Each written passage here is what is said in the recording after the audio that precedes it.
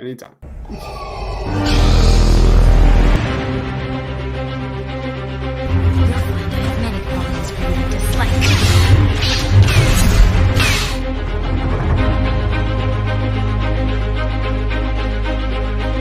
I'm vengeance. Wakanda forever! What is up, everybody? What is going on? It is Dives, Mr. Crockpot on Twitter. Welcome to the Suit Up Geek Fix podcast. Guys, if you're new to the channel, smash that subscribe button. Hit that like button if you love Wheel of Time, because I fucking do.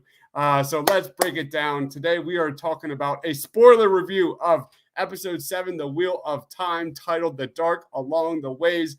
Again, spoilers. Before we deep dive into this, we are non-book readers, so we are watching this as non-book. Well, no, see, that's where you're wrong. I'm a book reader now. Are you? No. Did you? No. Okay. All right. But yeah, my man over there, he is Christian. Check out his podcast, Film Optics with an X. What's good, Christian? Not much, man. How are you? I got my my booster shot today. My COVID booster shot. So I'm all healthy and ready to go. So yeah, I mean, like I've been feeling fine. Honestly, my arm's just a little sore, but other than that, it's been a long week. Spider-Man came out. Saw that twice. I cried and cried. Yeah, and nuts. cried. This is a special film. Yeah, I'm it tired. really is. Yeah, like if you haven't seen it, anyone out there, definitely go see it. And kudos to anyone out there who's been able to avoid spoilers, because they're everywhere. Just a monumental film, a massive film that I absolutely love. We did a huge spoiler review on it last night. We're doing another show tonight on theories and predictions of Peter Parker's arc moving forward in the MCU. So that's going to be a lot of fun, but just a massive film. Just please go see it. Avoid all spoilers. Watch it with friends in the theater and just react, because it is unbelievable. But let's talk about The Wheel of Time. If you're watching us live, be sure to comment. Let us know your thoughts about Episode 7 of The Wheel of Time. I'm going to throw it to you, Christian. What are some of your general impressions, takeaways this week? I gotta say, these episodes keep getting better and better. Yes, I'm glad you said that. I was very impressed with this episode. It was very kind of like a mini Civil War within their ranks. They're kind of fighting and trying to still figure out who the Dragon Reborn is.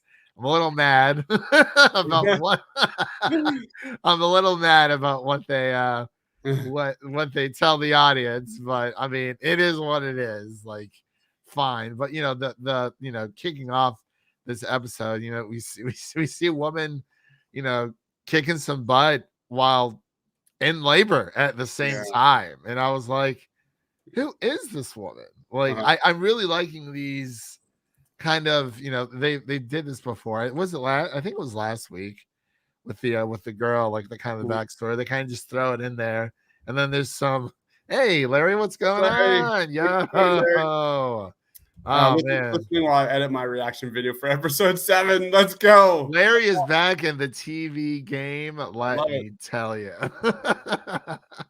Larry, is this the next Game of Thrones? I want to know your thoughts on that. We've been talking about that all season long. You're going to bring back like war flashbacks for him.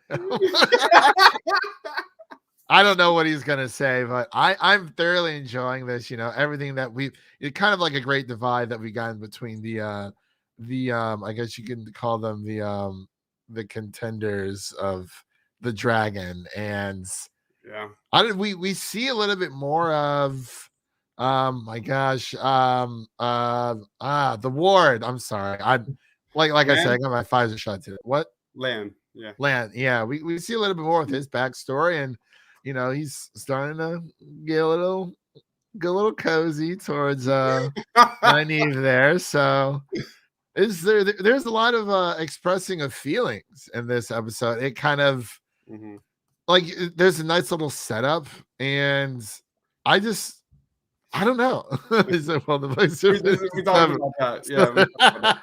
So this actually like this we haven't read the books, but like I know for a fact like my buddy is a huge fan of the books. Did your friend tell you about who the Dragon Reborn is? Swear to God, no. I swear to God. Can I show this to you guys right now? Can I just show it? Yeah, I don't care. Here's my take, my hot take. And I am going my new number 1 in my power rankings is Rand. My new number 1 the Dragon Reborn is 100% Rand here. Why do I think that? It's because you look at every single character in the show has so much going on. You look at like, you know, Egwene's got a lot going on. Perrin's got a lot going on. Matt's got a lot going on. Who am I missing? But every character has things happening to them except for Rand. Outside of episode 1 in the Two Rivers, we haven't really seen or heard a lot about Rand in this show. So I think this show is trying too hard to make him that boring candidate. In doing so, I think they are telegraphing the twist here that is going to be Rand as the Dragon Reborn. There it is. There it is, Christian. All right. I'll give you. There you go. They love me. They really love me. Oh man, it was. We've been doing power rankings all week or all series, and I think that was the first time I had. No, I think I had Rand in my power rankings like week 1 or 2 of those kind of things. But real quick, my general impressions here. I thought the quality of the acting, the cinematography, the choreography was incredible this week. Arguably, probably like pound for pound, the best this series has given us all season long. I really enjoyed the pacing and character development. You know, like you said, a lot of characters got closer this week. But holy shit, man, you touched on it. That intro, that opening was legit amazing. You see this like unknown woman late in her pregnancy. She's fighting off one armored knight after another, and she eventually gives birth.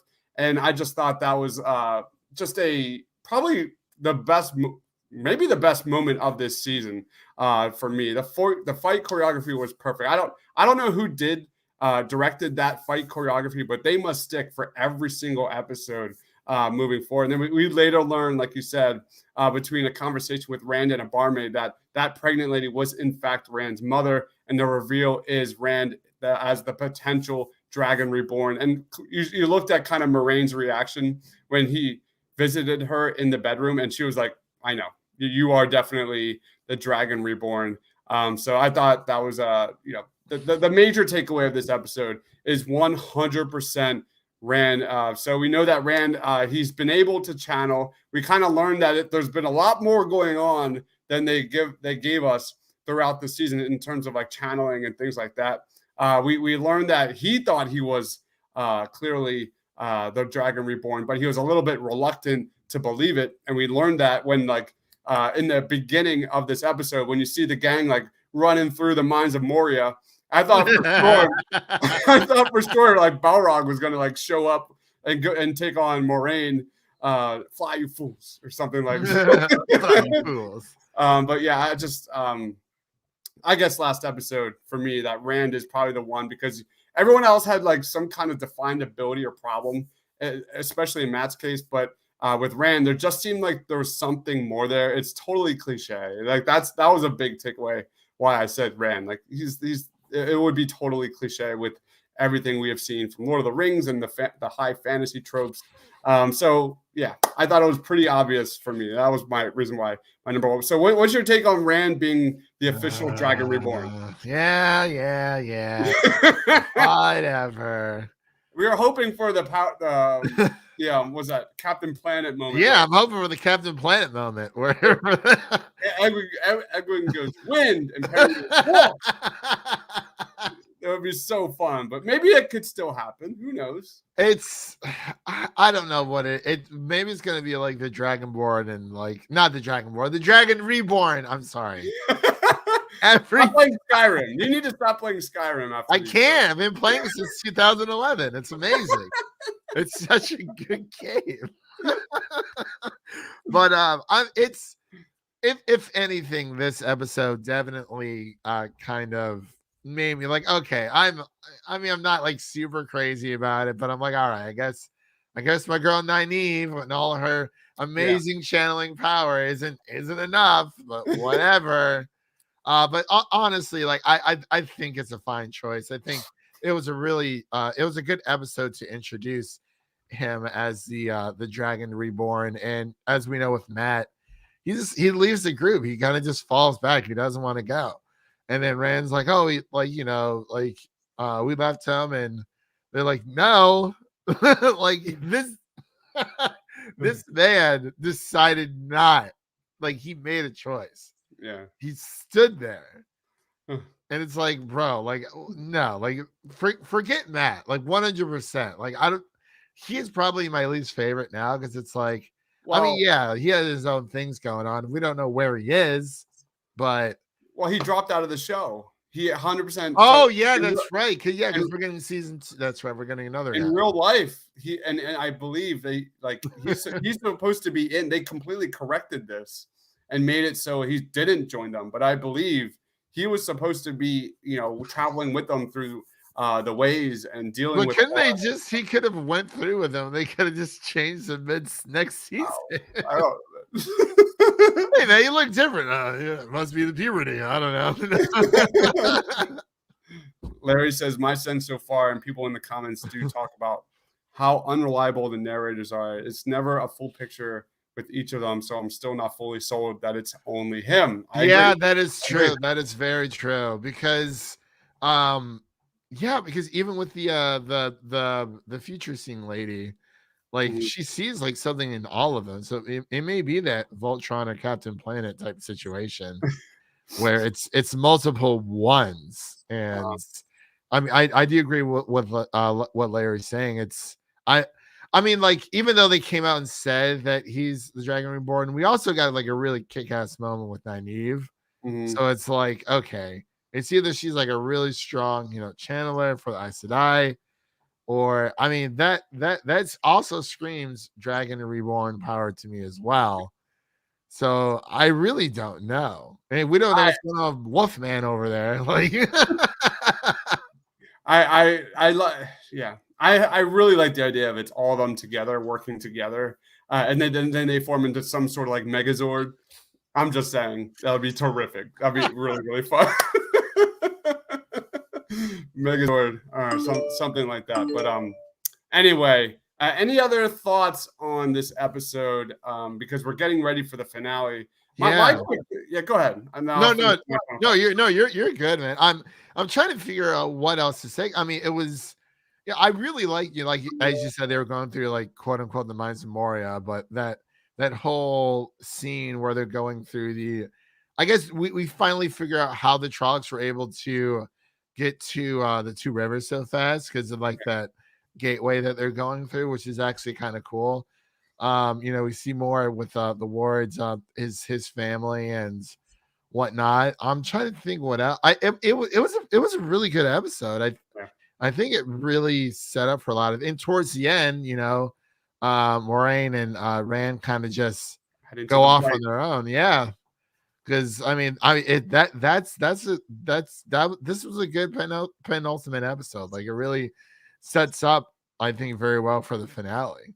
Yeah, I mean, that's my take, is that like people are kind of shitting on this show, and I've seen some like negative reviews, and I don't get that sense. Like, I'm having a blast with this show. oh, Like, dude, you look at like the potential of this, like with bigger budget and with, you know, great books and writing, and you look at no COVID next year, like there's real potential for this show moving forward. So I've been having a blast. For me, these episodes have been getting better and better and better. Yeah, they have been. And like, you have to remind yourself, like, even with Game of Thrones, I mean, like, it's good as the first season is, it really wasn't until the penultimate season finale of, I would say, of the second season, because that is when people started watching, like paying attention to Game of Thrones. Yeah.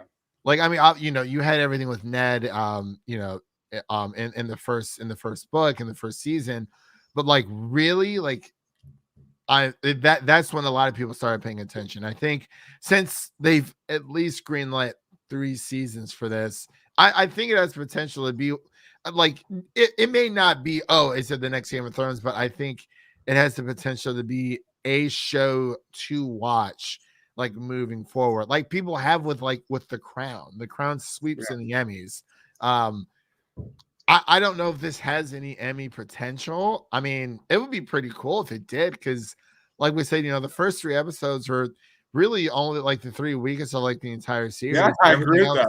Everything else moving forward has been like very decent, like pretty good. I mean, like it's not like, oh my god, it's like the best TV show ever, but like it knows what it is and it's trying to set up this world for people to be invested in. And I mean, I like it. It's it kind of throws you into the water and you have to kind of have to figure out how to swim on your own. But I mean, once you kind of get used to it, I mean, like it will probably warrant a few rewatches, but I mean, what like good show doesn't? Like, there's no way you're gonna understand everything on the first watch. Yeah, that's the one I think negative for like casual viewers. Like this show does not hold hands. Like they're like this still to this episode. Like I'm still like, where the fuck are they? Like, what is going on? What's the blight? Like who cares? Look at this beautiful scenery. I know, pretty much. That's pretty much what it is. So let's get into grades. For me, I give this like an 8.2 out of 10. I really thoroughly enjoyed it. I think we're heading into the finale. It just feels like everything has been being set into motion for something grand, something epic ahead, whether that's the finale or season 2 or season 3. So I'm falling in love with these characters. I have fallen in love with these characters. I'm in, man. I'm fucking in. This show has fully sold me with where this is going. Like the Lord of the Rings references, I am all in. I love it to death. What about you? How would you grade this week's episode? I would probably give it like a solid 8.5. Like I really enjoyed it, and we finally we get to see what layers. Oh, the Marine City, the red. Yeah, that's right. Forgot about that. Yeah. I totally. Thank you for bringing that up, Larry. I totally forgot about. Man, oh man, this is like these episodes are like legit an hour long, so it's like you really like have to pay attention to this stuff. It's like you can't be looking at your phone. It's like, oh yeah, they're doing whatever. It's like no, like you like during when they were kind of when all the candidates, Dragon Reborn candidates are going through their, they're kind of like arguing with each other. I did have to back up a little bit because I wanted to understand. Like I'm like, okay, he did say that, and I was like, oh, what does that mean? And it was they finally have a little bit of friction. Yeah. But yeah, I forgot that she sends the red Aja after Matt because it's like sneaky little fucker. But 8.5, man. I really enjoyed this, and I'm interested to see what the season finale holds. To be completely honest, it's Ben is a reader here. He says that is true of the books as well. They're still enjoyable, but rereading the books is really rewarding, he said. So is this a Captain Planet type thing? No, I don't want to know. I don't want to know. Do not answer that question, Ben. Do not answer that question. I need to know. No. Or is it one person? Or is it none of them? Maybe it's Moraine herself. No. Don't deny me the Megazord moment, Ben. I don't want to know. Or anyway, that would be pretty awesome. Yeah, I mean, I want to know, but I don't at the same time. It's been building up to this damn, like, who is it? It's like, I just want to know. Like, I know obviously revealing who it is doesn't necessarily mean that's the end of the journey. Because like we said, there's like 14, 15 books in this series. Like they have so much ground to cover. So clearly I'm not sure, but I'm just interested. I just want to know who it is. Like, I really want to know. Like, I mean, it could be Rand. It could still be Nynaeve. I really don't know who it is, but an 8.5 out of me for sure. Ben says rewatch the whole season after episode 8. You'll understand a lot more from episodes 1 through 7. Interesting. Okay, that's exciting to know that. I will definitely do that. Thank you, Ben. and thanks for not spoiling it. Yeah, no, I knew he wasn't going to. I'm so frustrated. I'm like, just tell me who it is. But anyway, let's wrap it up. Again, awesome episode. Even my man Lan got down and dirty with Nynaeve. That was cool. I love their chemistry. I love their dynamic. I've said that from the jump. Like I'm fully invested. Like when I say I love these characters, that duo with Moiraine is everything. And it's gonna be nice to see Rand get a little more attention moving forward because he's been like pretty much a nothing this entire season. Like he just complains about Egwene. He does. He just complains about Egwene. And even still, this episode, he had a voice in his head saying that she'll never love you, and he's complaining again, and he's moping, and there's too much moping, especially. I mean, does the Dragon Reborn really need to be sitting around moping? I think the Dragon Reborn should be taking charge and asking questions, much like Nynaeve, not sitting around. I agree. Moping about his girlfriends with his little ginger red hair, and we still don't know who his mom is. I guess it's irrelevant, but.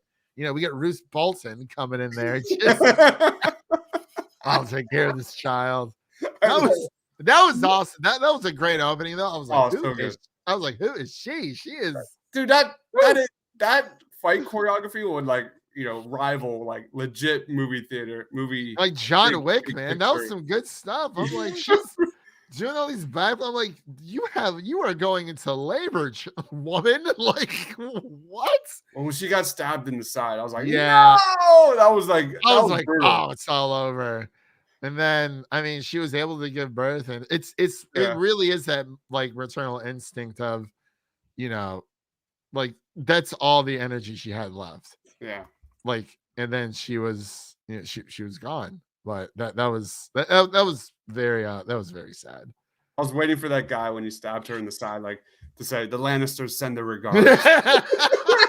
Oh no! You know what? Oh my god, I would have lost it. Like, what? All right, let's wrap it up. Where can we find you, man? What do you got going on? I know you got. Oh boy, it's been crazy, man. So. As I've said before on the other, first of all, thank you so much for having me on again. Thank you. It's been a blast, but of course, for everyone out there who doesn't know, I run an audio only podcast called Film Optics. That is Optics with an X. You can follow us on Twitter at Film Optics, which should be below Nick next to my name. But we're a weekly podcast where we present critics and non-critics a glance into comic book movies, blockbusters, indies, and everything in between. A wise man once said, aka Griff Schiller, that the conversation continues after the credits. So join us as we talk about our love for the silver screen. We're on podcast platforms around the internet, Spotify, Apple Podcasts, Google Podcasts, you name it, Audible, all that jazz. We just dropped our Spider-Man No Way Home spoiler review on the podcast. So definitely go check that out. Our spoiler heavy review will be dropping on Monday, December 20th. We've also been, of course, going through Hawkeye. So we have up to episode 5, the penultimate episode there. And we've also been going through our franchise revisited with the Matrix. So I believe we're going to be dropping Matrix Revolutions, I believe on December 21st. And if you're a reader, if you like to read people's reviews, I have 2 reviews up on InSessionFilm.com. One is The Kingsman, and then I have my Spider-Man No Way Home review, which is spoiler-free, 100%. I was very, very careful about, I wanted as many people to read it as possible without, worrying about running into spoilers. Variety. How do you do that? Very carefully. It was actually easier than I thought. Really? Yeah. It's around like 1,000 words, I think. Wow, impressive. I don't know. I did like a minute and a half spoiler free review of No Way Home, and now I probably did like 20 takes. All I have to say is it is, in my mind, it is the best MCU movie we've ever had. I agree. Yeah, we did our rankings last night, and I had No Way Home number 1. It beat the Winter Soldier for me. Yeah, like, and everyone's like, "Why? What about Endgame? What about Infinity War?" Great movies, fantastic movies, but the emotions are real. It's there's a lot of fun surprises. It's shocking, action packs, and it literally is the perfect Spider-Man movie out I there. agree. I mean, I've been wrestling with I'm like, do I put it as number one for my Spidey films? Because I mean, Spider-Verse has been there for a very long time. I'm like, I don't know if I can do it. Yeah. This might crack that. Yeah. Honestly, I mean, I've seen No Way Home twice, and it's if you haven't seen it, and if you're a Spider-Man fan, please go see it. It is literally this movie feels like really honestly the only events of the year, like a big like theatrical event. Like everyone in my theater everyone was dressing up as Spider-Man. It was, I'm telling you, people were cheering during the during the previews when they're showing, like, because a lot of people haven't seen like Sonic 2. Literally, it's like my entire my entire audience is like full of nerds. Like they saw Knuckles and they went insane. I love it.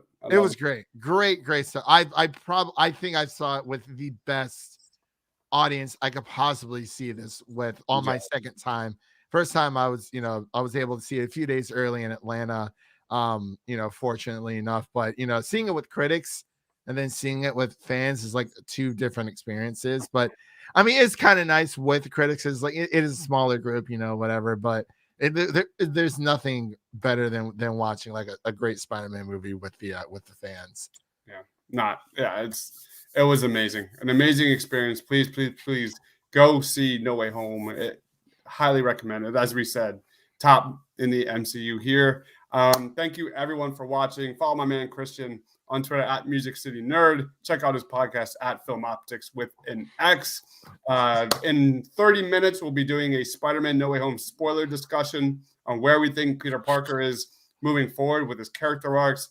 I've got a collection of stories that I really think would click on all cylinders for his character and where he is at the MCU currently. So, if you got a free night, come join us, hang out with us, talk some Spidey. Only if you've seen No Way Home. Do not watch it if you haven't seen No Way Home. And do not try and avoid spoilers as much as possible. Again, thank you everyone for watching. Smash that subscribe button for Christian, for myself. Stay awesome, everyone.